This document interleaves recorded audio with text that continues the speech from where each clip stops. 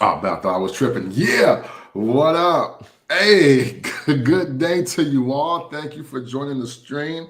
It is the last Scorpio season weekend, I believe. But whether it is, it's not.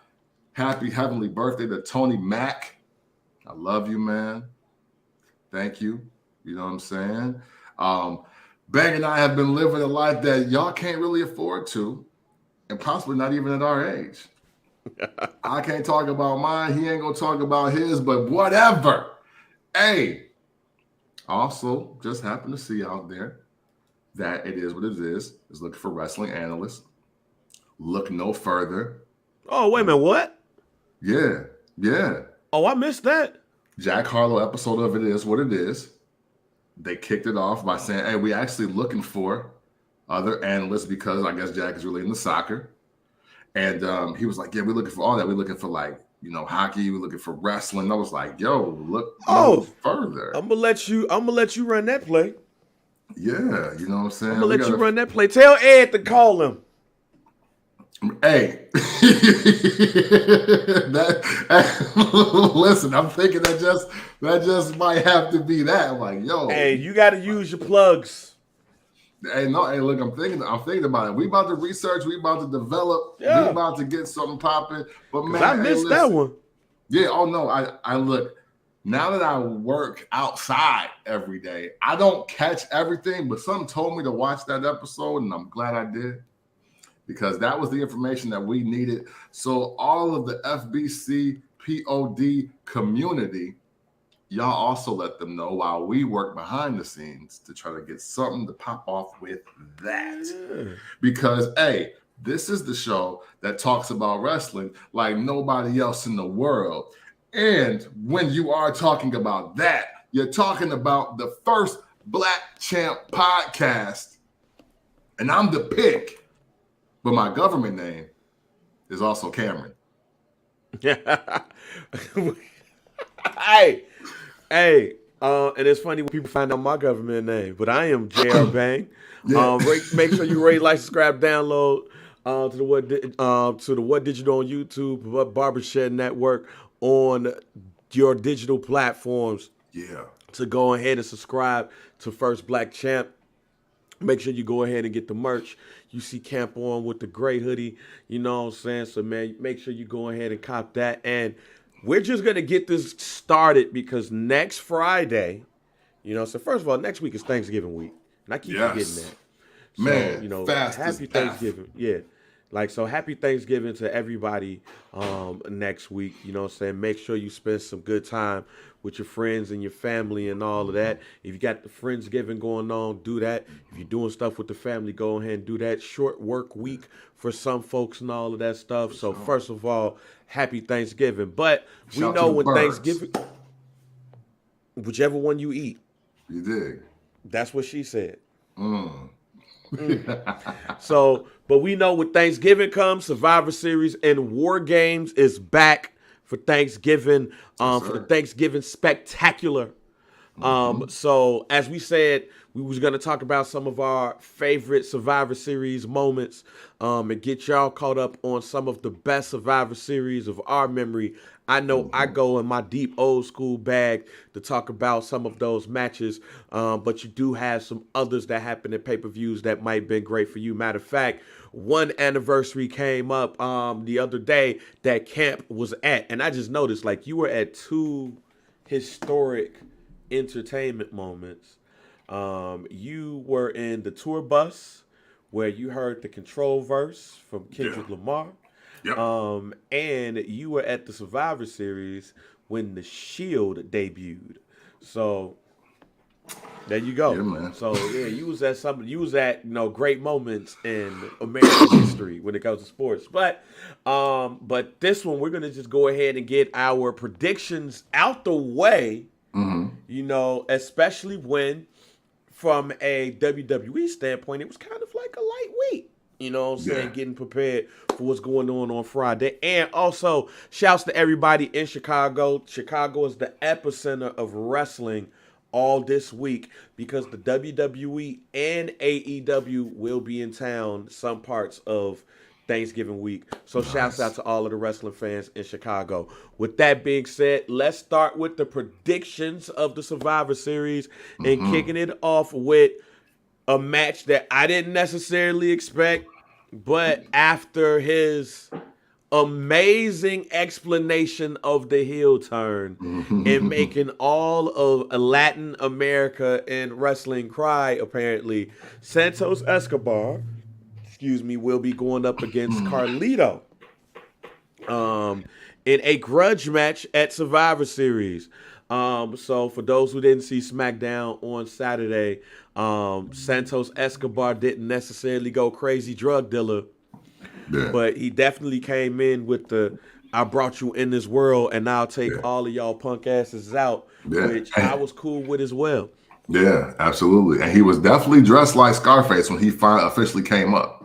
Yes. So yeah, right. He was first iteration of Scarface. Yeah. You know what I'm saying? After they did what they did up in the hotel room and everything, and then he went over to his mans. He was like, "Yo, I got this." Yeah. So, he was like, "I'm about to go to the Babylon to kick it for the first time without dealing with y'all bullshit, Scarface." With that being said, what are your thoughts around Santos Escobar versus Carlito, and how you think the outcome's going to be? Push it to the limit. You know what I'm saying? I actually like this. I actually like this a lot. Even though I would have liked for more story to be between Santos and Carlito, I think this is the great coming out party of Santos Escobar, right? And as y'all know, I haven't referred to him as Sabu's rich son because we ain't quite there yet. We got to see where this goes. You know what I'm saying?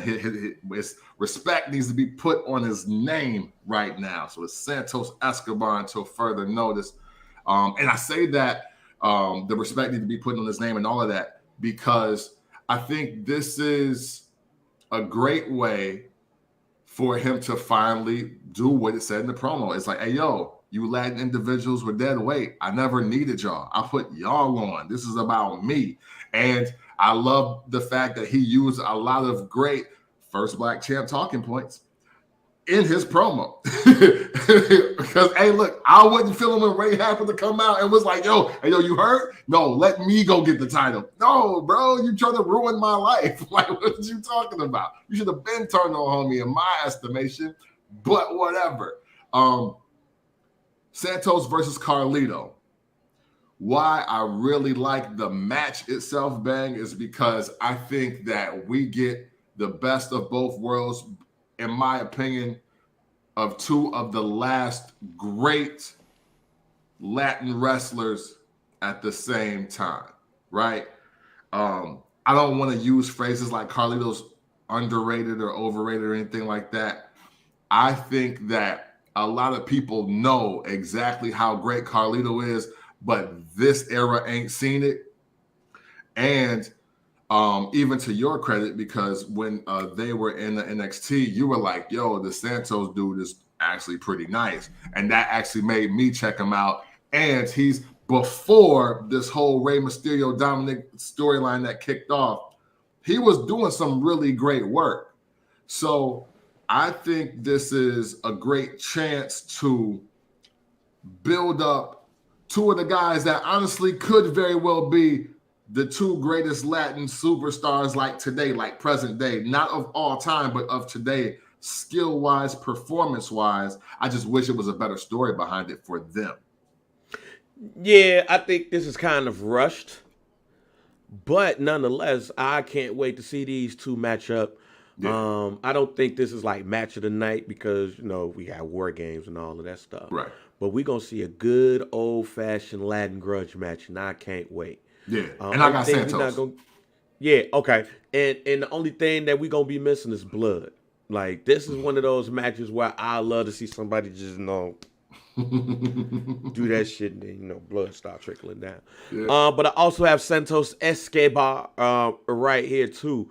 It's time to put him in a different bracket right now. Sure. And start moving it up. I think we're getting a little closer to Crazy Eddie Guerrero. rather than drug dealer Santos Escobar, because I think he feels slighted because, as you said, it was a lot of the FBC talking points here. It was, how Ray came up in there and stole the shine, how he dimmed his light, to learn from a superstar, but basically he was holding him up and all of that stuff. And then, the other Latin individuals, and I will call them the other Latin individuals in dedication of Santos Escobar, because he was like, basically, if it wasn't for me, it wouldn't even be no you in the first place. So y'all just go ahead and come back, you know what I'm saying? And they was, how can you do this? And then start talking in Spanish, and then he whooped both of their asses. Yeah, hey, you know what I'm saying? Hey, and real quick, I see some of y'all on wrestling Twitter, man, because somebody typed in some subtitles onto the Spanish speaking part, and at the end of the video, the caption said that Santos called Carlito a bitch ass nigga, and he quoted the tweet, because his tweets, we're not axing. He didn't quote the ax. He quoted the tweet. Fuck out of here, Elon. And he was like, accurate. So I laughed. That was funny. I was like, yo, I watched it twice. And when he said that, he was like, that's accurate. He's like, yo, fuck you, fuck Primo, fuck your music, fuck your afro. You a bitch ass nigga. I was like, oh, I was like, hey, okay. Hey, if that's how you Sounds say about it, right. I want to say that. Right. And then I saw some black folks. Yo, you watched the whole video? Or you said all of that? And I want to be crystal clear. And I want to be crystal clear about this for any race. Any other race calling the same race a nigga, I don't care. That's not racism. I didn't feel like that when Morgan Wallen called his white friend a pussy ass nigga and got beat up. And I don't care if Santos Escobar really called Carlito a bitch ass nigga, because they Latin. They have nothing to do with me. Now you call Bobby Lashley one, we having a whole different segment. You call Montez and Doc, different one. Bianca, different. You ain't do that. I don't get in the Latin folks' business unless it concerns my daughter. True. I gotta watch that segment over again now. Definitely send me that tweet. I gotta watch that over again. Straight up. Because all I just heard was Spanish. It's like cues in Spanish. That's all I heard. Right. But if that's what we getting at, well, goddamn. All right. You know what I'm saying? It's getting spicy, like more spicy than I think we got. Yeah, you know what I'm saying? So, like, look, man, we're not racially sensitive over here, but we don't want to be racially insensitive. But a part of y'all sensitivity is because y'all be doing N-word searches and don't be looking at who the N-word is being called to. Yo, hey, listen, hey, it's logic Google as search. long as it's nobody that's in my clique. Shout to Nas. Man, say Google search. People who called other people the N-word. I got you. I just can see that, like, oh, let me see who's called other. Yeah, that's funny. Yeah, I got to see this clip again so I can have my context. But I'm going with Santos Escobar for the win, and I also have a new group of Spanish people that's coming along with him. So I think my man Angel Garcia. Not Garcia. My bad. Angel Garza. Yes. And Humberto Carrillo, that's my prediction that he's not going to be at it alone. He's going to bring in also two members of a legendary Hispanic Mexican wrestling family. And it's going to be Santos Escobar and Garza and Humberto that's going to be joining him, because I can't see him going at it alone with Carlito and the other Latin individuals and Zelina Vega, who I don't want to see Lil Bit cry. Let me appeal to Zelina Vega, all right? Lil Bit, I don't want to see you cry, all right? Just join Santos Escobar. You know what I'm Okay, saying? he's better for you in this situation. Carlito is not gonna take you nowhere. All No. right.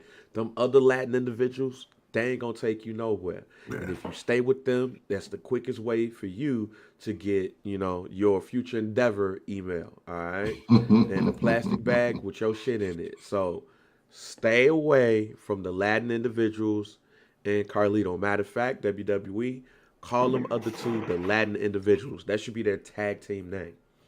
Selena, Yeah. you go over there and you go with Santos Escobar, Garza, and Carrillo, and y'all run roughshod over whatever is left of the LWO Right. and make sure that they are in NWA, AEW, or TNA Or the about time crib. January comes, or the crib. All You know what right, I'm saying?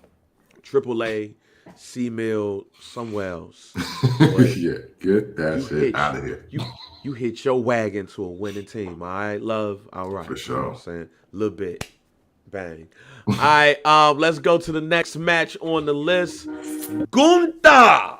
Gunther versus The Miz for the Intercontinental Championship. I'll go on a limb and say that we both agree here that Gunther is going to win this match. Yeah. So my question is on the Miz O-meter scale, how good is this match going to be? It's going to fall in the Miz's top 3, which is easy, but it's going to be respected because look, Gunther making the top 3 of Miz matches all time. It seems disrespectful, but the other one is against Roman Reigns and the other one is against Seth Rollins. So, with that being said, this is a great thing for Miz to be a part of because your 2-time Grand Slam champion needs to have a list of great matches, even if none of them were for titles, and even if he got beaten every single one of them. This will be the greatest Miz match of all time because Gunther is there. It's simple and plain, fam. You enter great match territory when you go up against the German. All That's right, a fact. and the Miz, your chest gonna be red after this match. We gonna give you more respect because of the ass beating you gonna take.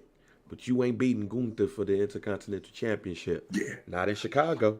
Yeah, That's no, not hey, gonna happen. no. Hey, but I am glad that they are having this match and they are having it at the PLE and it is for the Intercontinental title because before we got the Gunther push, we got the whole Miz is the longest total reigning champion of all time, Intercontinental champion of all time. So effectively killing 2 birds with 1 stone. You got the longest single reign and you're going to beat the guy that has the longest total reign. So I'm glad I that mess you with. said that. My nigga, I'm glad you just said that. Here's why. I don't like the build-up of Gunther versus Miz. I think the match is going to be way better than the build-up is. Because if you're going to have heel Gunther versus face Miz, that's cool. Right. First black champ has already let you know we hate face Miz. Miz should Right. never be a good guy. But in this build-up, the Miz should be able to talk his shit. The Miz should be like, look, I am the greatest Intercontinental Champion of all time. Fuck what you say, all right? You got this long-ass reign. You got the honky-tonk man. All right, that's cool, whatever. But I am the greatest Intercontinental Champion. I'm the one who originally brought that belt back to prominence. So stop bullshitting with me. I am the greatest Intercontinental Champion of all time, and I am going to prove it when I beat your ass in Chicago for that belt at Survivor Series. And Gunther's supposed to come back and be like, yes, we will see. And however the accent is going to be, and then he will systematically beat the shit out of The Miz. Dang. So there you go. his So life. that's what's supposed to happen instead of, The Miz basically, lucking up to win this match. So we are going to move on to Rhea Ripley versus Zoe Stark for the Women's World Championship. And I guess we feel the same way. Oh, yeah, for sure. Again, just to reiterate what I said last week, joke's on me. My bad. I didn't have Zoe getting to the end of the Battle Royal, let alone winning it. and challenging for the title at Survivor Series. So, hey, look, I'll take the L there, but we're not taking the L in this prediction because I'm picking Rhea Ripley. I don't give a fuck what happened the last 2 weeks. So we can move on. We can move on to the announced women's War Games match. And I know we threw out a couple of names, including Jade Cargill, but we have Bianca Belair, Charlotte Flair, Shotzi, and Becky Lynch versus Damage Control, which consists of Bayley, Asuka, Io Sky, and Kairi Sane. So I think this is a foregone conclusion. I think that the Bianca Belair team is going to defeat Damage Control, and Bayley is going to get her ass kicked and moved out after she takes the pin, losing the match with Damage Control. So basically, it's going to go from Damage Control to the Kabuki Warriors or whatever dangerous Asian name you want to give this new team, with Dakota Kai being the mouthpiece of the team. What are your thoughts? Well, my prediction is also my guarantee this week. Hey. My guarantee this week because, hey, listen, First Black Champ Podcast told you first. I told y'all the only person that could be on this team was Becky Lynch. That's what I said. I was like, who are they gonna grab from the locker room? And you saw how the breaks went. Mia Yim, Zelina. They didn't even do a third segment to include nobody else. I was like, everybody that should be in the match is on Raw. So, boom, we got Becky Lynch. They didn't even play her music. She just came out. She's like popped Jeff out. Hardy did that episode on Raw and started beating up Edge. She just popped up. Right. And what's funny, you know what's funny is they kept panning to the back. Yeah. Behind the ladies, like, okay, we know somebody coming, man, because y'all camera work is basically giving it away. Yeah, for sure. It's just a matter of who it's gonna be. Right. So, and even the dead giveaway of Charlotte got to make the call. Like, who Charlotte ever called in her life? Like, yeah. I was like, wait, not your darling champion face, Bianca Belair. She can't make the call. Charlotte, your notorious 15-time championship heel, got to make the call. Because basically, what two people she gonna call? Because basically, Bianca was like, "Hey, we good. We made up." Right. Shotzi like, "I don't know the bitch." Right. Charlotte, y'all gotta be on the same page because we good. Right. Y'all don't like each other. Right. So it's like, yeah, you don't call Natalya when that's happening. You know what I mean? Like, that's just like, you ain't about to call Piper Niven or nobody. Like, come on, dog. That's not what it was. So I got Team Bianca winning. Team Bianca and Charlotte. Well, since Charlotte made the call, maybe it's Team Charlotte. I don't know. She had to make the call. Yeah. But my guarantee here, ladies and gentlemen that can hear this, is that Bayley de facto swerves the remaining Damage Control, and three of the four horsewomen reunite. And that is the end and the new beginning for the three remaining members. And then we gonna get the tweet from Mercedes like, yo, that's what I got happening. Because, as we say, Survivor Series is one of my favorite pay-per-views of ever. And also with that, big moments need to happen and tend to happen at Survivor Series. The first time we saw Brett versus Shawn, title for title, even though I didn't like it at the time, it was at Survivor Series. Yeah. Well, they were both the champ, but it wasn't title for title. I'm sorry, so excuse me if I said that incorrectly. Ladder match. Yes. And yes, you know what I mean? Obviously, Shield debut and all of that. Like we'll go down the history in a little bit. Hulk Hogan losing. Yes.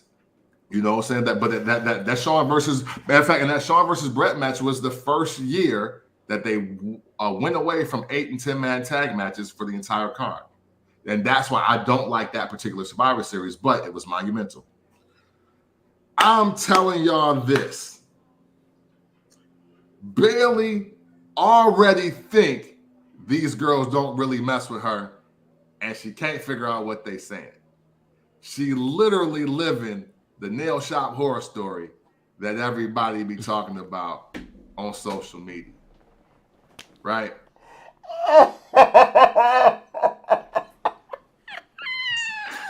So now that she living the nail shop horror story with the other white girl that's not really white, like she foreign, and she says, no, it's cool.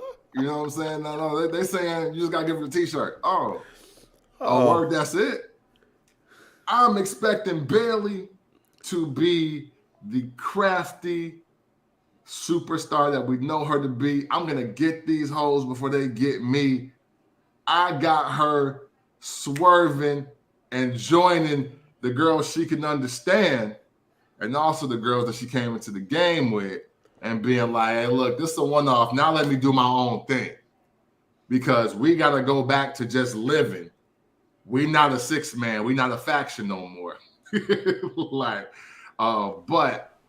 And leaving, hey, look, yeah, and leaving the able bodies that want to be together in Damage Control with Dakota Kai. That's my prediction. That's my guarantee for this week. I think I'm not excited about the match, so this match needs a moment of the night, and that's what it is. And you also said on this podcast that you feel like Bayley is going to be the one at the throne, Io Sky. So this makes all the sense in the world. Absolutely. All right, man. Now let's go to the last match of the night, the main event, the Men's War Games match, and right now, it's just 4. Mm-hmm. All right, we know that Bianca, Shotzi, Becky Lynch, and Charlotte are all going against Damage Control. That's 4 for 4.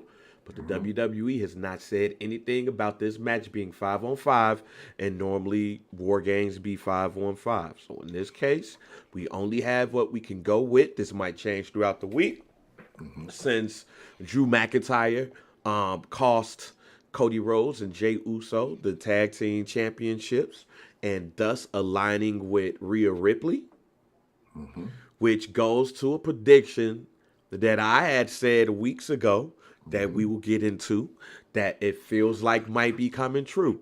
But we have Cody Rhodes, Seth freaking Rollins, Jey Uso, and Sami Zayn versus the Judgment Day.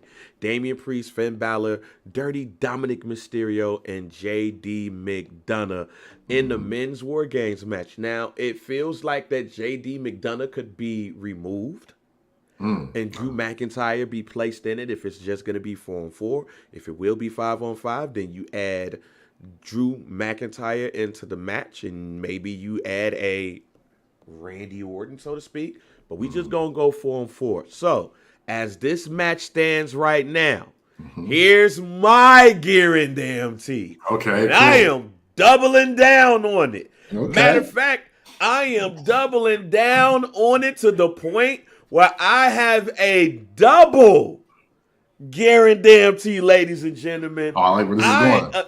A double with a double down. The Street Profits will become on Friday the WWE Unified Tag Team Champions of the world, which will cause a little bit of friction because Damian Priest on the Monday said, fuck what you heard. I'm the leader. I run shit, Cody. Yeah. And everybody looked at Buddy ass like, what? Why he didn't blink and refer to nobody. He was like, hey, I'm the leader. Cody.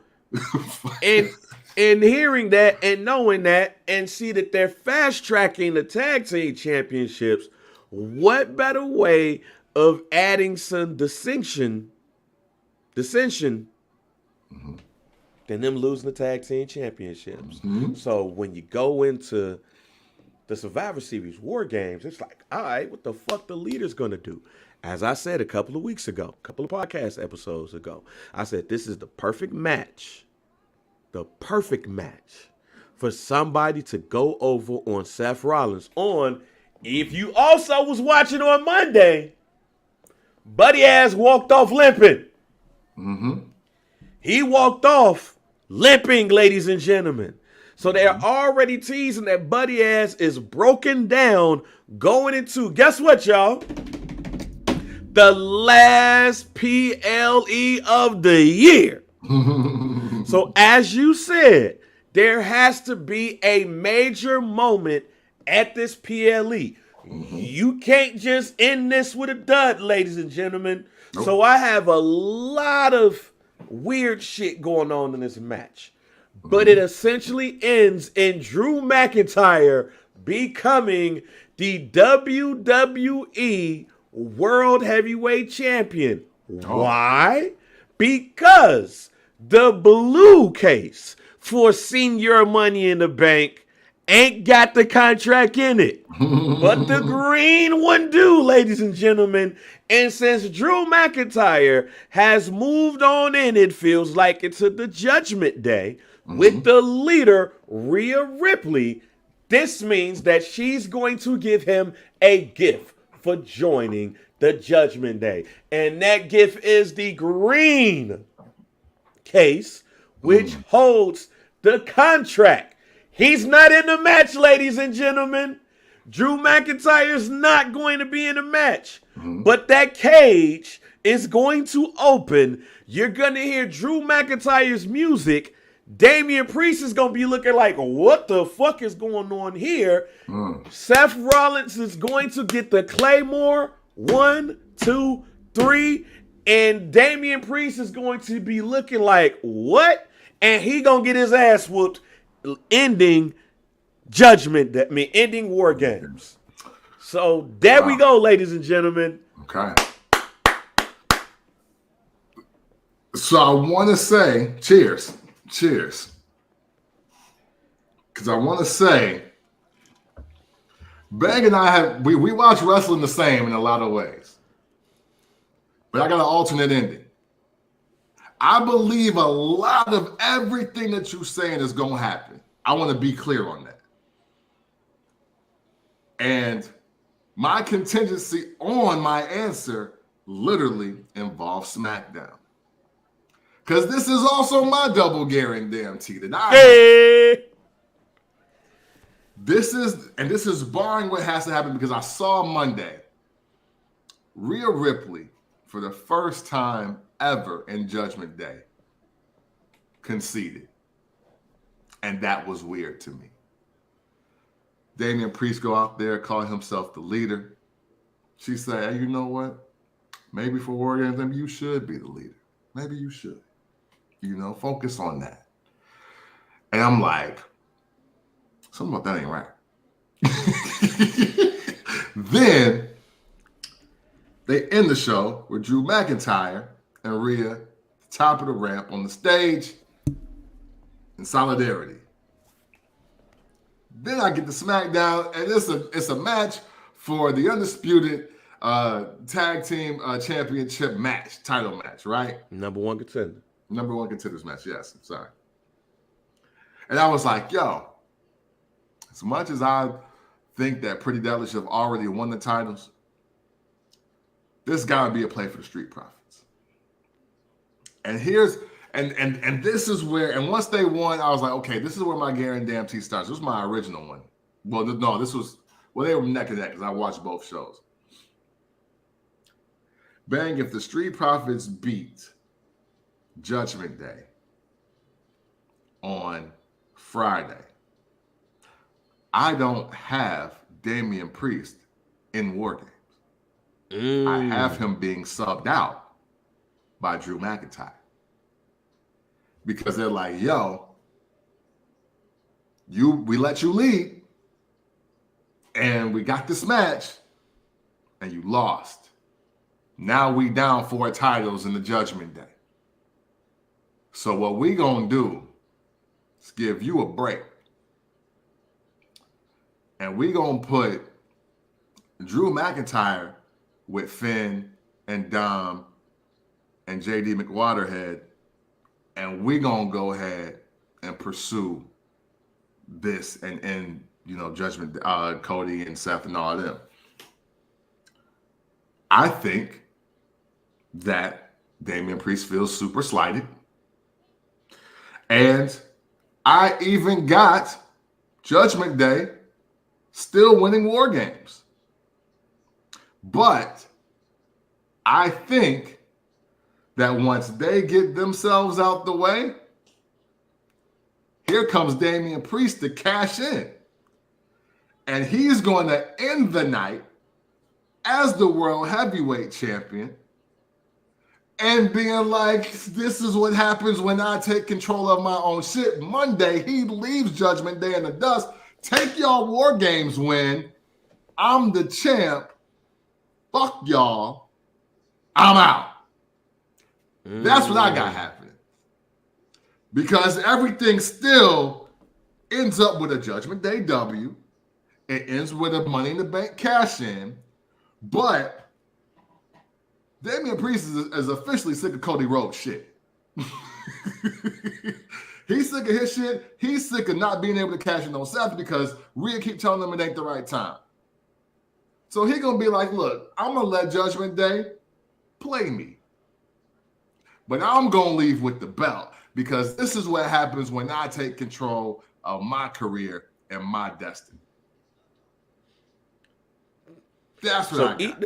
So either way it go, we have the Street Profits winning the tag team championship. Yes, Black and we have Seth freaking Rollins losing the WWE World Title, and we have Judgment Day winning Survivor Series. Yep, the only thing we differ is the swerve. Yes. Either the swerve is going to be Drew McIntyre having the green case with Damian Priest like, what the hell is going on? Or we have Damian Priest having the contract and him going over and saying, fuck you to the Judgment Day. Mm-hmm. Yeah. I think either way, though, everything else what we said gonna happen. All we doing is different on which 6'8" dude gonna have the title. There you go. So, ladies and gentlemen, let me first say this is the first time in the FBC pod history that we agree on all of the winners of the match. Yeah, right. And the only thing we differ at is the conclusion of the night. And who's gonna take the belt due to the Money in the Bank. So tune in to Survivor Series on Friday the 25th at the Crib, Chicago Allstate Arena in Rosemont, Illinois. And let's see what happens. And I promise y'all we're going to have the thread up on the FBC Pod Facebook group page. I will be watching because I will be off and in the crib that day and everything. So make sure that you join this camp or be able to join in if he got to work, you know what I'm saying, when he can. But it's going to be a great night in Chicago, which leads me to my favorite Survivor Series of all time. And also it is sentimental reasons behind it. Okay. And on November 23rd, 1989, the Survivor Series was in Rosemont, Illinois, then the Rosemont Horizon. This one right here had Hulk Hogan's team going up against the $1 Million Team. And rest in peace to my cousin-in-law, Barbara, who wanted to get me tickets to go to this Survivor Series match. Because she actually worked with the cable company and they used to always hook them up with tickets. But on this one, she wasn't able to, but they had Thanksgiving at their crib out west. And for me, she ordered the Survivor Series, which was the Hulk, in which, well, the main event actually was the Ultimate Warriors team. The Ultimate Warrior, Jen Neidhart, Shawn Michaels, and Marty Jannetty versus the Heenan family. But the match before intermission because that's when they did the intermission, was Hulk Mm-hmm. Hogan, Jake the Snake, Demolition versus the $1 Million Team, Ted DiBiase, the Warlord, Barbarian, and Zeus when Zeus got disqualified by choking the shit out of Hulk Hogan. Yes. Basically, and he ended up being disqualified. This one, like I said, is for sentimental reasons. I also remember damn near tearing my ACL because I was wrestling with her little cousin, and I hyperextended my leg and everything. So I was hopping around that night with a turkey sandwich in my hand, but you wasn't gonna stop me. The Survivor Series is my favorite PLE. Or at least used to be my favorite PLE because of the team factor with it. It was always great for me to see all of the teams get together for one night to go up against another team. It was almost like gang warfare for a little bit and everything. It did eventually change going into 1992, as you said right there, with Brett and Sean for the WWE Championship. And then you also have, at Survivor Series, Hulk Hogan and The Undertaker going up against each other as well. And I think actually that was 1991 where that changed, where we had an actually single main event, the gravest challenge, because then it leads to the greatest Royal Rumble of all time. So I wanted to talk about some of our favorite Survivor Series moments. I talked about 1989 and how sentimental that was for me. What are some of your favorite Survivor Series matches? Man, well, you know what? You kind of, I think it's fair to say, I think the 1989 Survivor Series is the best one ever. Because that was originally my pick for the number one spot. But you know what? Another one that's really high is the year after SummerSlam, Survivor Series 1990, because they had the grand finale match. Now, granted, a lot of it is because of the promo that Hogan and Tito and Warrior cut when they called Tito Santana the Ariba Man. And then the Ultimate Warrior was like Ariba Darchi. I was like, yo, fam. First of all, y'all know no Spanish, and I'll just feel racist as hell listening to this in my 30s. But I love the concept of that, and I thought they were going to keep doing it. Like the whole, all the survivors of the Survivor Series matches, y'all going to be in the grand finale match to truly figure out who are the sole survivors of the night. I thought that was a really dope concept. I don't know if that was whose brainchild that was, and if they got fired the year afterwards, I don't know, but that was super dope. So that's always my 1A. I also, obviously, because I was there, the CM Punk versus Ryback with the Shield debuting, all of that with the Shield. That's in my top 5. But really, man, I am all about the actual matches, the 8 and 10 man tag matches that take place. But of course, I'm not gonna not talk about Shawn Michaels versus Psycho Sid. I think was that 96? Yes, that's 1996, where the crowd was clearly fans of Psycho Sid that night. Yeah, I was like, is he from here?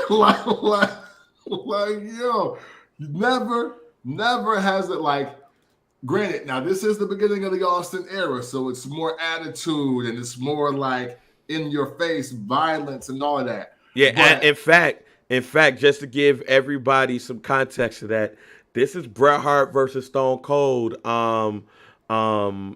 This is not their first time going up against each other, I believe. But I think it was their first matchup. Yeah, because it's Bret coming back. The fluke roll-up finish. Yeah, yep. And it was also the match to determine who was the number one contender for the match. But then we also know what ends up happening is Stone Cold and Bret Hart ends up wrestling at WrestleMania.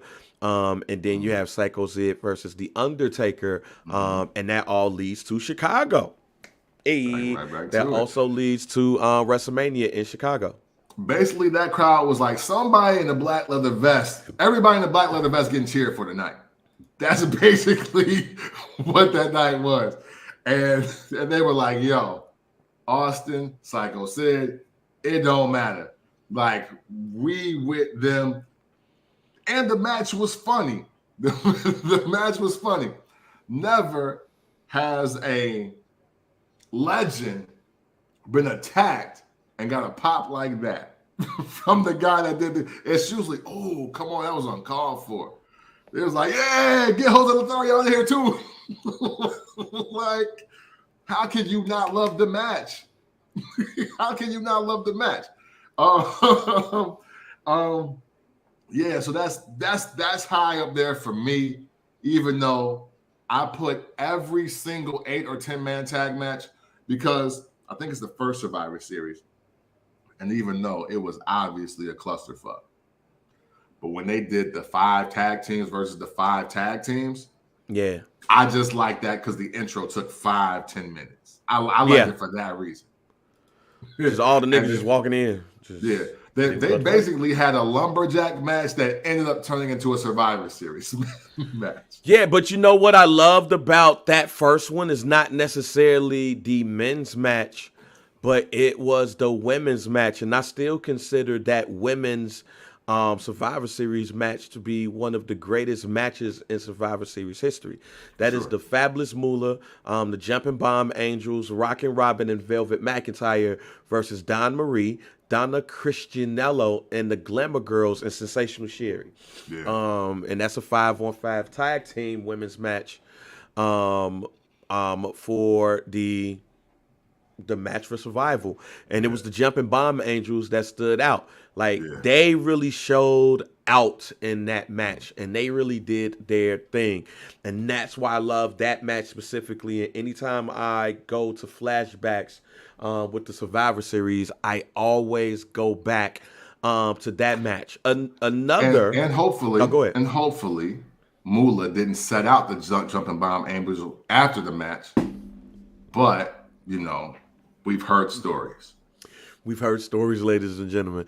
Another match that we've talked about this on the show before, where it's definitely one match in the WWE lore, is Survivor Series 1994, where for the main event you had The Undertaker versus Yokozuna in a casket match. Now, the reason why this is lore is because this one involves a certain movie star, to where if you talk about this man, apparently he is the most dangerous man in the world, Chuck Norris. Because at the Royal Rumble, when you had The Undertaker versus Yokozuna, that's famously where The Undertaker died, and he floated out of the sea, floated to the ceiling, and yada yada yada. This time you had Chuck Norris as the special enforcer, and he kicked the shit out of Jeff Jarrett, and made sure that nobody, and I mean nobody, came down to mess with this match. And Yokozuna was defeated by The Undertaker. You also had the $1 Million Team, which was Bam Bam Bigelow, Jimmy Del Rey. Hey, the Gigolo, let's go. Gigolo Jimmy Del Rey. King Kong Bundy, Tatanka, and Tom Pritchard. So Jimmy Del Rey and Tom Pritchard was the Heavenly Bodies. Versus Guts and Glory, Adam Bomb, Barton, Billy Gunn, the Smoking Guns, Lex Luger, and Mabel. Also, you have one of the more dramatic WWE championship matches of all time, where Bob Backlund defeated Bret Hart for the WWE championship, where Owen Hart told his parents and cried to his mom, you know, he doesn't want his brother to get hurt. I don't want Bret to get hurt. Throw in the towel, because Bret had the chicken wing applied to him what it felt like an hour and a half. Yeah, right. And Bob Backlund became the two-time WWE World Champion, which I always laugh at that too because that was some of our first time seeing Bob Backlund when he returned to the WWF. Yeah.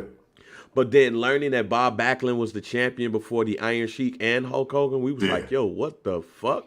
Yeah. That's when I was like, oh, wow, it's a wrestling I haven't seen. Right. But also famously, shouts out to my cousin Vincent. And you've met my cousin Vincent. You know him very well. You also did not know the crazy Vincent that would just put us in the chicken wing. Yeah, I missed that whole era. Yeah, I'm glad. Like, this nigga, fuck him, all right? You know? Because when Bob back... He thought you was a plebeian. Fam. Yo, he put his sister in the chicken wing so hard, fam. That shit in Mississippi. Oh, no. Yo, we was in Mississippi visiting our grandmother, and he just walked up behind her and threw her ass in the chicken wing. I'm going to procure the chicken wing. And we was like, yo, this move really works. Yeah, it do. Like, it definitely works. I don't like, know if y'all ever tried that. I know that we the Boston Crab Figure 4 era, but that chicken wing worked, though. I definitely used it in high school. Yeah, I did too. Like, high school, grade school. I can't move.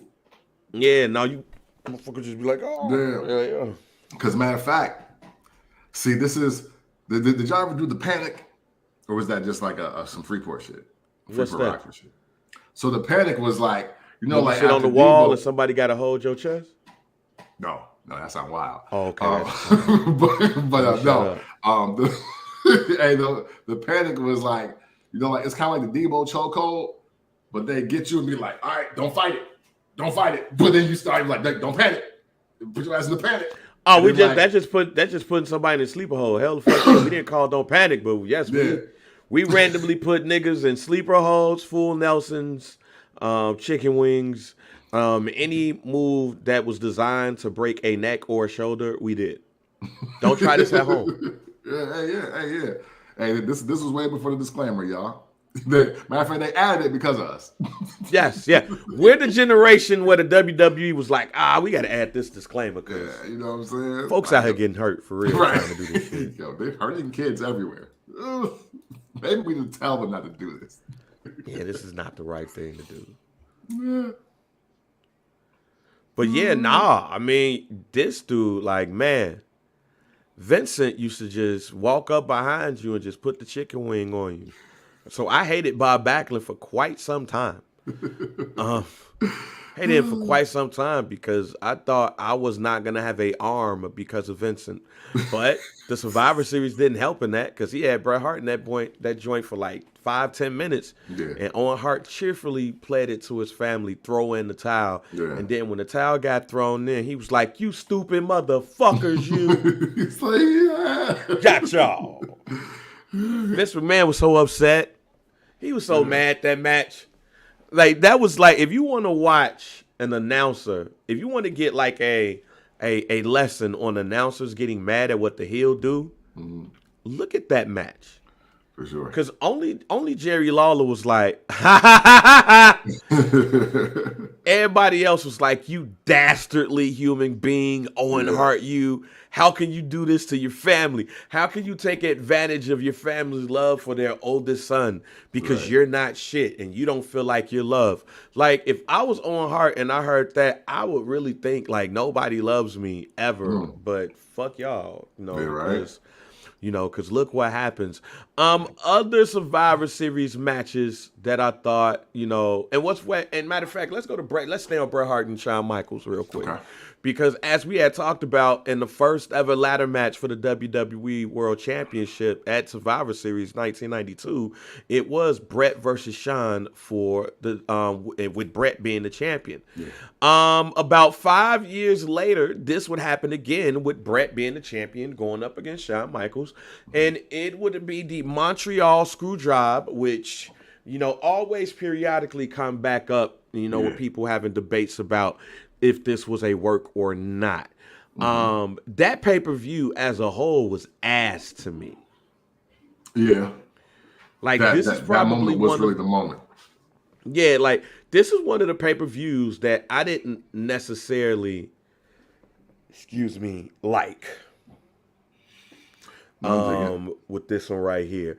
And not even necessarily because of anything else that happens. Like also, I believe isn't this the pay-per-view or was that SummerSlam where Owen Hart damn near killed Literally the question I was going to ask you because I really don't remember.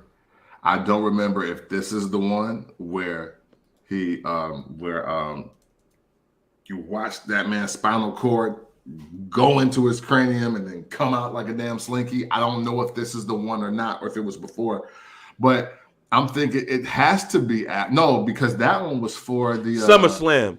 It was SummerSlam '97 yeah. where that happened.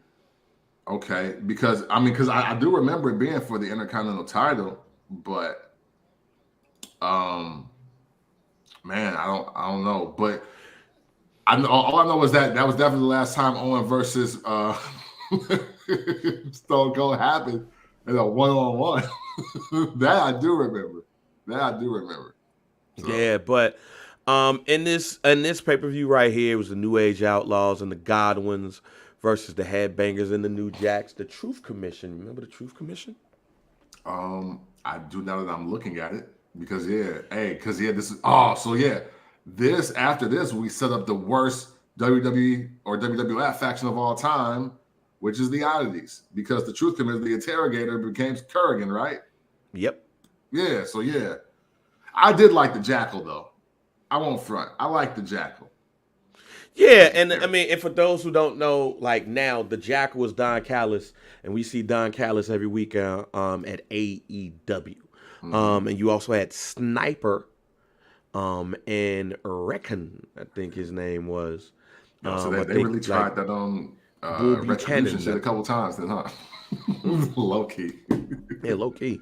And they defeated the Disciples of Apocalypse, DOA. I don't know if y'all kids remember DOA. Team Rocky the Canada, Crutch. which in this case was the British Bulldog, Jim the Anvil Neidhart, Doug Furnace, and Philip LaFon. Defeated the worst version of Team USA ever in wrestling history, ladies and gentlemen. Yeah, man. Team USA was a Face Vader, Goldust, Mark Merrow, and Steve Blackman. That's not how you represent the USA, ladies and gentlemen. Yeah, no, not at all. Like, Yeah. where's the Patriot? Right. Shit, where's Mark Henry even? Well, we know where Mark Henry ends up being, so I shouldn't. Yeah, where we needed somebody else. Kane and Mankind wrestled. And then we had Ken Shamrock, Ahmed Johnson, and the Legion of Doom when they all came down in the spikes. And they went against the Nation of Domination. They defeated The Rock, Farouk, Kama Mustafa, and D'Lo Brown. And this is why, and that's why I hate that pay-per-view, by the way, just because of that match. Like, how did Nation of Domination lose when they were them? Like, The Rock officially turned the corner and figured it out, and then they lost. Like, I didn't like that. Yeah, that's a good point. That's a good point right there. And then we had the Montreal screw job. Like, what are your thoughts around the Montreal screw job? Man, so we're like now, like years later. Yeah. Honestly, it wasn't until I forgot what doc I watched. I forgot which one I watched, but I think it was it was maybe it was the Dark Side of the Ring also, but there's another WWE one, and maybe it's more Bret Hart focused or something like that. I don't remember, but I'll tell you this: looking back on the Montreal screw job, I know it might sound crazy, but Vince did the right thing. Vince definitely did the right thing, especially when we look at how wrestling plays out in real life. Like, there's no way on God's green and blue earth I'm going to allow one of my top guys, one of the superstars that I helped build from a tag team since the 80s. No way I'm letting him leave out on top with the belt, knowing he about to sign with the dude that literally said he wants to end my business. There's no way I'm doing that. So I'm like, bro, do business. And like, hey, it's love. We know this is scripted. You're still Bret Hart. You're going to be a Hall of Famer. You're my 5-time world champion. Why do you want to leave with the belt? Oh, it's because you just don't like Shawn? Oh, I don't give a fuck. Give me my belt. Like, Give my I shit don't back. care who your friends are. Like, that doesn't have shit to do with me. You need to give me my fucking title and go to your new job. Like, bro. To your new job. Yeah, go to your new job, bro. It's cool. Like, yo, you're going to get your last check. Like, it's all good. Like, why are you trying to take the desk too? Like, bro, no, we're not doing that. So, yeah, it played out crazy. But now y'all also talking to somebody that really never was the biggest Bret Hart fan. And I've always loved Shawn Michaels. So the fact that Shawn Michaels won, that was my prediction. That's all I cared about. I didn't care about shit else that happened in 97. And here we are in 2023. I still like the outcome. Yeah, they could have made it look greater, but when you see the backstory and you understand a lot more about the actual business of wrestling, yeah, Vince did exactly what he needed to do, especially fresh off of officially winning the Monday Night War. Like, yeah, there was really no other like real option there. No, I'm sorry, no, they were still losing the Monday Night War at this time. I'm sorry. It's not till the Austin era officially begins where they like really like win, I think. Um, but yeah, no, the right decision was made, and sometimes people need to make decisions for you. You know, don't let your ego get in the way of your resume and your business. That's my final thought on that. Yeah. It was no reason for Bret Hart to leave the WWE. Even though the plan he had set in place was him to drop the belt the next day and then for them to have like a tournament or whatever to win the championship. Nah, fam. You Yeah, gotta lose. yeah, You can't go to the other company strong. You can't go right. into the other company the uncrowned world champion, fam. I'm not about to put over your character and go somewhere else. No, get the fuck up out of here, fam. Like, Right. at the end of the day, you still Bret Hart. You should be able to do that shit on your own merit. Nigga, you gonna lose today, and I don't care who you lose this belt to. Like, Yeah, but you gonna lose to Shine tonight. You gonna lose to my strongest tonight. right. And Just gonna look, stick around. and you also gotta look at the spot that Vince is in. And I'm gonna use the WWE names. The 1-2-3 Kid is there. Razor Ramon is there. Diesel is there. The $1 Million Man Ted DiBiase is there. Virgil is there. there. Mr. Perfect is there. Ravisher McRude is there. It's like, bro, I'm not giving all of y'all him and the belt. Like, no. Like, like this is crazy. Like it sounds in hindsight now, it sounds nuts. When you're a teenager or a young child and we don't have information, it looks like Bret Hart got done really bad. But Yeah, then when like you really see what Ted Turner and Eric Bischoff's motives were, and Vince is just trying to keep his job, the only job that he's had the last 30 years, and his livelihood and his family business. No, hey, bro, you lucky I don't strip you when you walk through the gate. right. Like, what are we doing Like, here? yo, Sean will be in a whole different match tonight. Like, you're lucky it got here. Yeah. I want to throw it to one of the more recent ones, and it makes me miss this man. And I don't know if we're ever gonna see him back um, in a WWE ring. But whatever makes him happy Mm, at this point in his life is what makes him happy. mm, Um, you know, some Survivor Series 2021. Survivor Series 2021, mm, where we had Raw versus SmackDown. In this case, we had Shinsuke Nakamura defeat Damian Priest. mm, You know, Intercontinental versus United States champion. We had Becky Lynch defeat Charlotte Flair. mm, in their champion versus champion match. Seth Rollins, Finn Balor, Kevin Owens, Austin Theory, and Bobby Lashley versus for Team Raw, Team SmackDown, Drew McIntyre, Jeff Hardy, King Woods, Happy Corbin, and Sheamus. Team Raw won that. Omos won The Rock 25th anniversary battle royal. RK Bro, the tag team champs at the time, defeated the Usos at the time. Excuse me. For the ladies, Bianca Belair, Rhea Ripley, Liv Morgan, Carmella, and Queen Zelina defeated Sasha Banks, Shayna Baszler, Shotzi, Natalya, and Toni Storm. But then in the match of the night to me, in a match that we really, I believe, saw what could have been the greatness of Big E. He loses to Roman Reigns, but in a great match. And like I said, man, it was one of those matches where I thought that, you know, we saw the eventual greatness that could have been Big E. But unfortunately, what ended up happening is an unfortunate accident, having, you know, broken his neck, and Big E has not been in the competition since. So let's go to what we miss outside of the team matches and the names. Like, what are some of the things that you miss about the Survivor Series? Because I got one big one that I really miss in general. Okay. Man, you know what, man? I'm gonna go super real simple with this. I just miss it being the Thanksgiving Eve tradition. I miss it being on Blackout Wednesday. Like that is because that was always a thing for me. Like, I would watch Survivor Series that Wednesday night over my cousin Nally. Cousin Nally, rest in peace. I'd go over her house and watch it.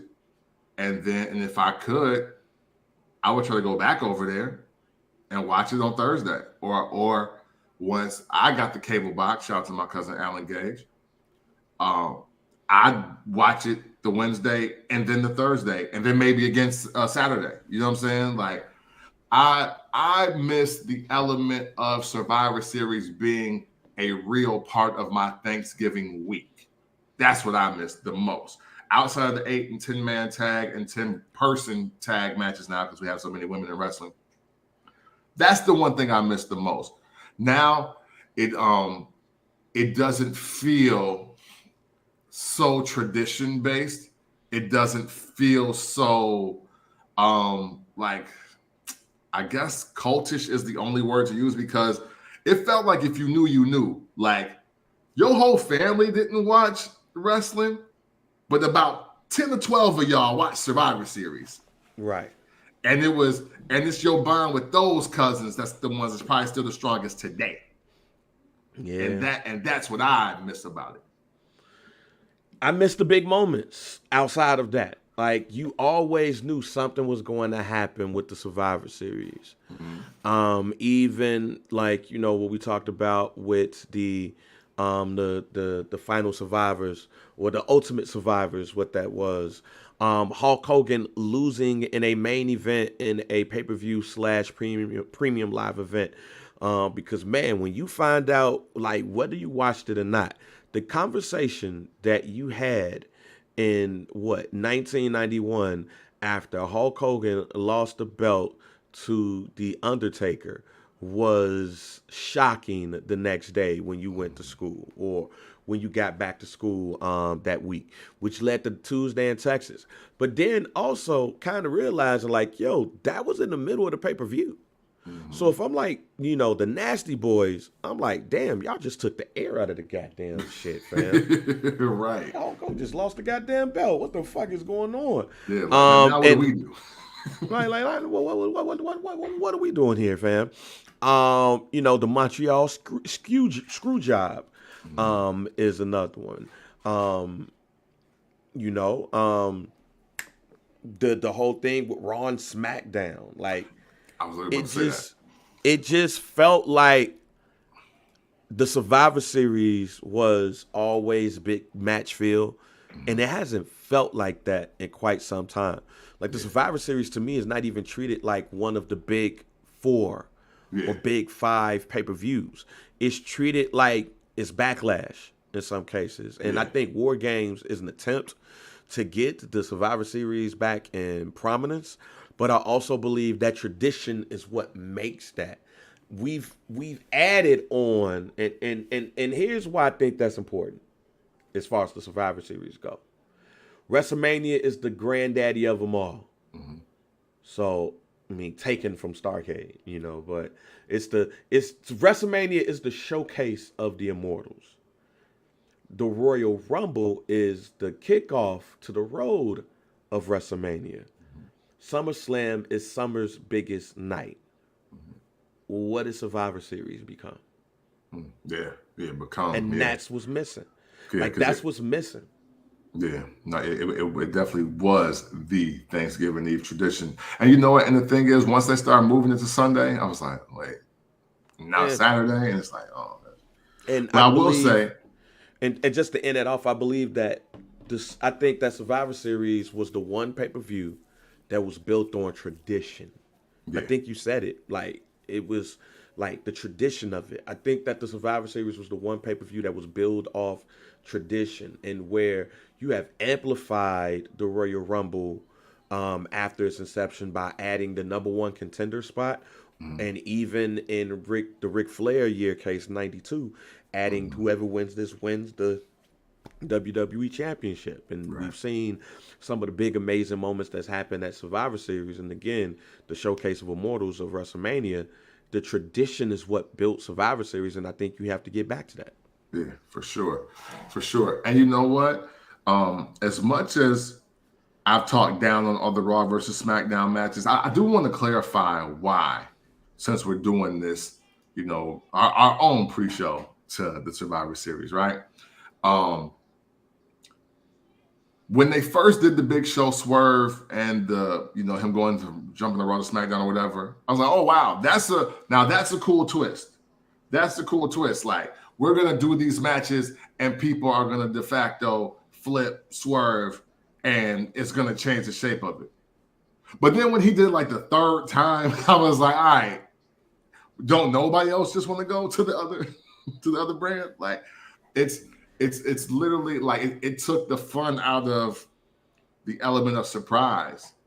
And then he started being a hoe and getting slapped around and other nonsense. And it's like, oh, so everybody tougher than you. That's why you be following. It's like, oh, that ain't cool. But other than that, though, Bang, I do think you're absolutely right. Survivor Series needs to be something else, or it needs to either go back to being the Thanksgiving Eve tradition or just the Thanksgiving season tradition. Kick off your holiday season with the Survivor Series, whatever it is, whatever that is. I hope it is that. I don't want it to be Survivor Series, the home of War Games. Like, I don't want it to be that. I want it to be more than that because it started as more than that. It felt greater than more and more of that, and they do need to get back to that. That's what she said. There you go. Before we get out of here, it would be wrong not to talk about America's number one family.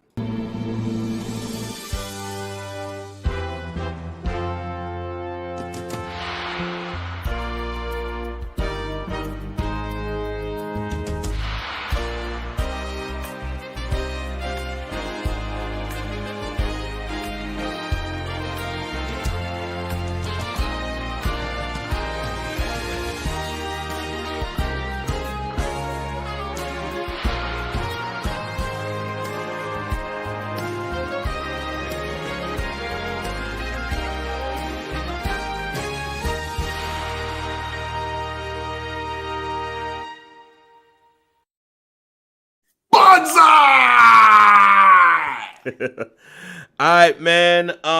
As the bloodline turns, it seems like that the bloodline has taken a back seat and everything, and we're on a little bit of a break, so to speak. Roman Reigns, rumored to not be wrestling for the rest of the year.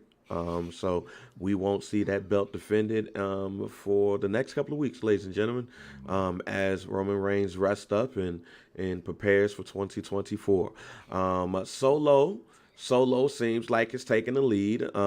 They really took the time to build him up after murdering John Cena, ladies and gentlemen, and really giving him his flowers. Time is now. And yeah, and James Uso, as LA Knight, Lawrence Alexander Knight called him on SmackDown. James Uso is he taking the comedy role or something? I don't know, but he ends up wrestling LA Knight and taking the L.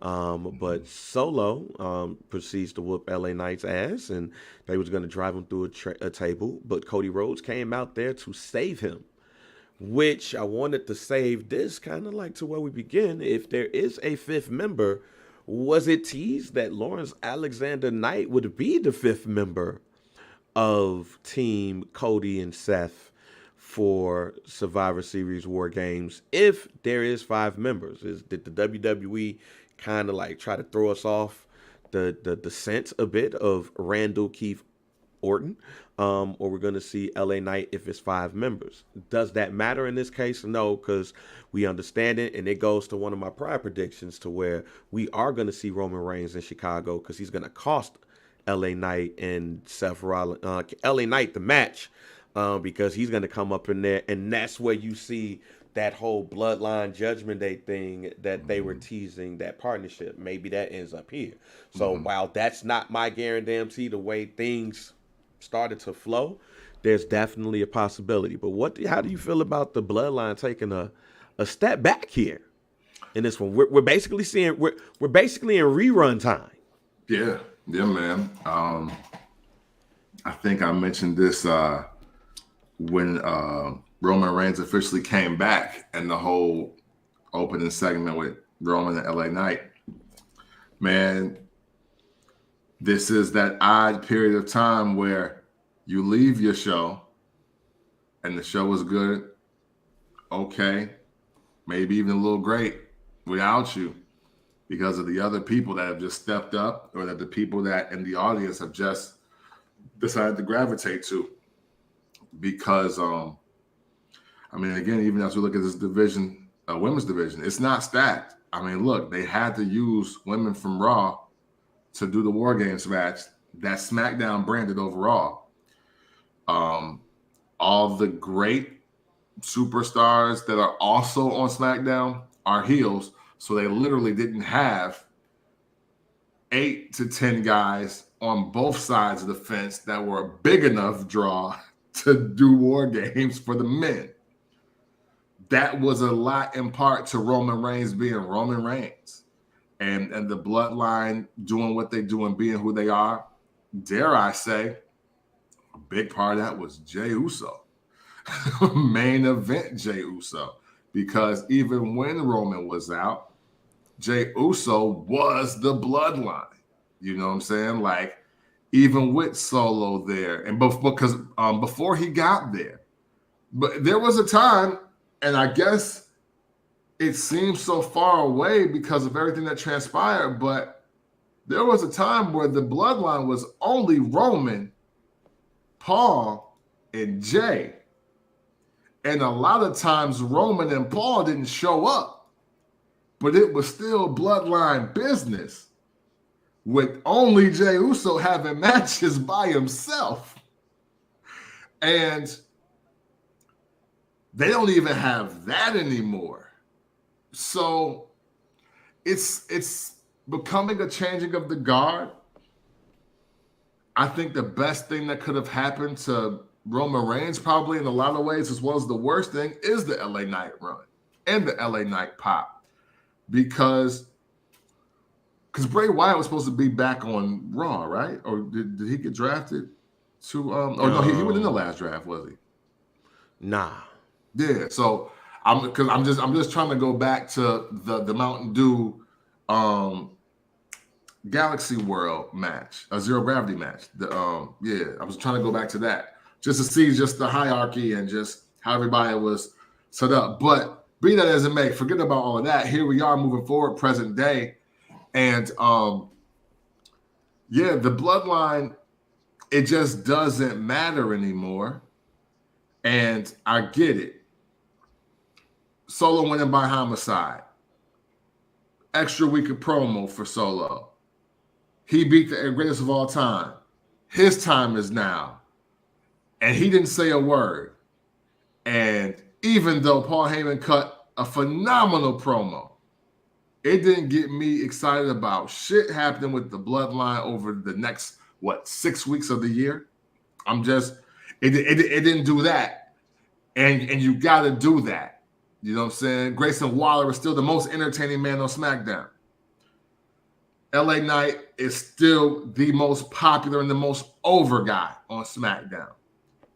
And ain't none of that got anything to do with Solo Sikoa beating John Cena at Saudi Mania 5, and that's the real problem here. Yeah, I will say this. I am kind of glad that they have taken a step back and letting not only the men's but the women's war games get the boost up. And it seemed like the shows have not taken a hit. So I'm cool with that. But now with no PLE in place until we get to January for the Royal Rumble, we got to kick it back a notch. No stories have to start getting put together. I don't know if John Cena is going to come back to WrestleMania to face Solo. In fact, what does that do for Solo? If the returning John Cena comes back to conquer Solo or whatever.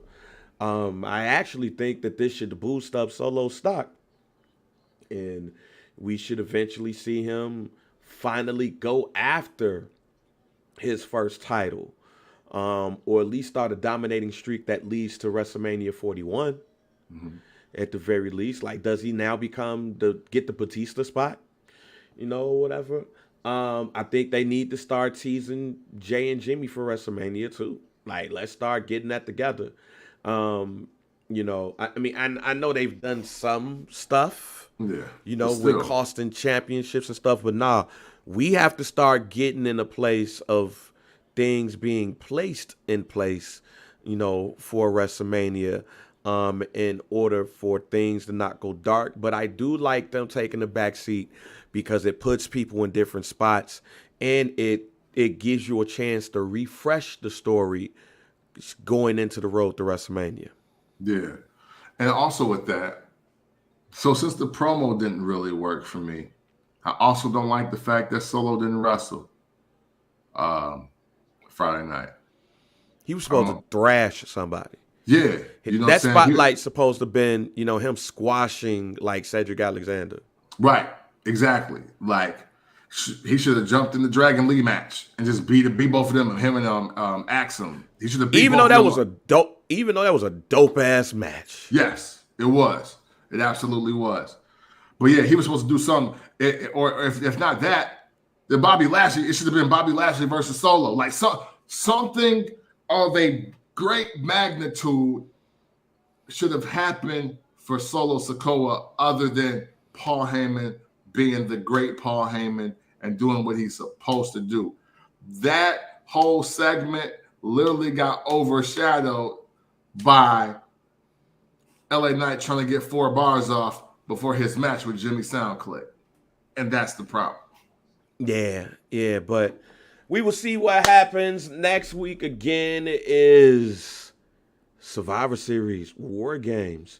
And an interesting slate of matches that have been named so far, including the main event, which is again Cody Rhodes, Seth freaking Rollins, Jey Uso, and Sami Zayn, and wait a minute, whoa, you talking about an update as the show was going on, okay. Which makes me want to go to Instagram, just to see what has happened if something was announced while we was doing the show, because it definitely was not there while we was talking earlier.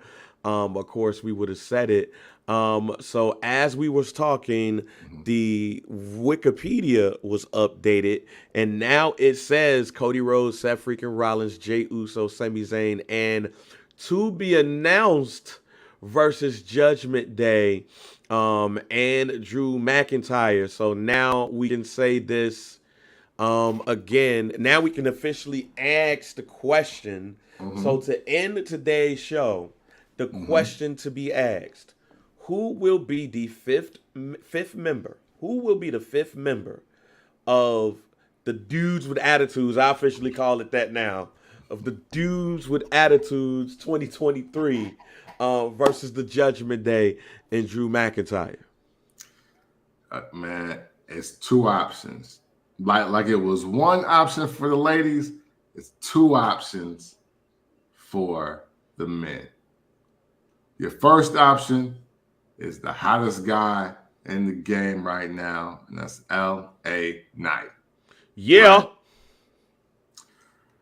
It's him or bust for the current roster because, again, never in our lives have we seen Hulk Hogan, British the Barber Beefcake, the Ultimate Warrior, and Jake the Snake Roberts on the same team for Survivor Series. It never happened. Ooh, you're talking amazing face faction there if they did that in 90. Yeah. Like we never saw it. They all had their own teams, and maybe one or two of them were on the same team, but never had they all been on the same team. And that's what they got over on Raw right now. So the only guy that's competing for the pop with Cody, Seth, Jimmy, and Sammy is LA Knight. And the only guy other than that guy that can get that is RKO. Yeah.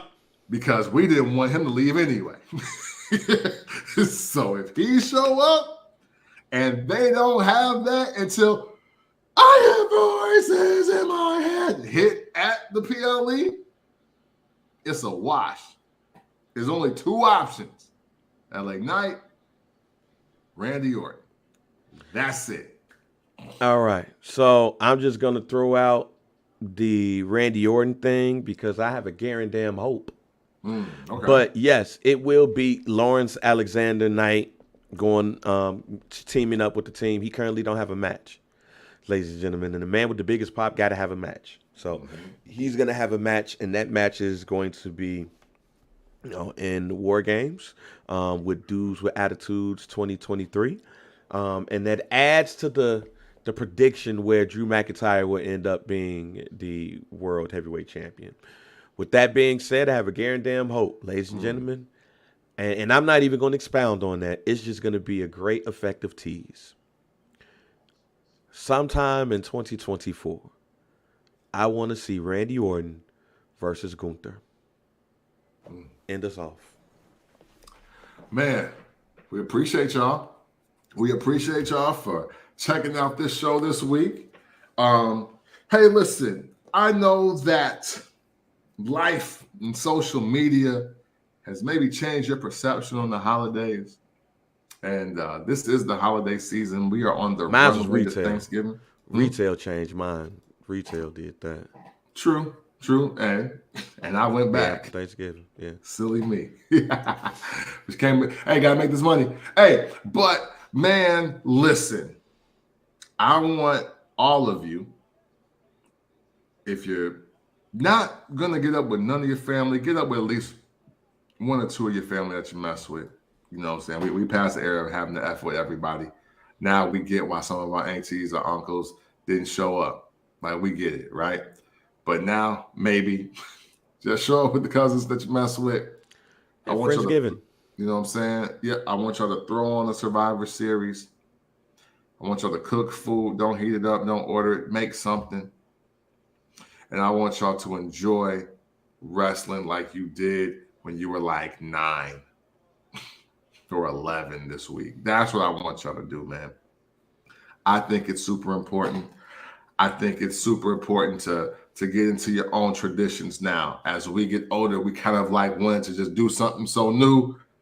And then we talk about how we missed the old way because we supposed to be the new people creating the old way. Yeah. So with that said, man, thank y'all for supporting this tradition. This tradition of us talking wrestling on Sundays. This tradition of you being a part of the First Black Champ community with the likes, the shares, the comments, the questions, joining the live stream, watching later, watching Tuesday, tweeting us, atting us, Xing us, if you want to call it X, and Instagramming us, sharing the stories and the reels.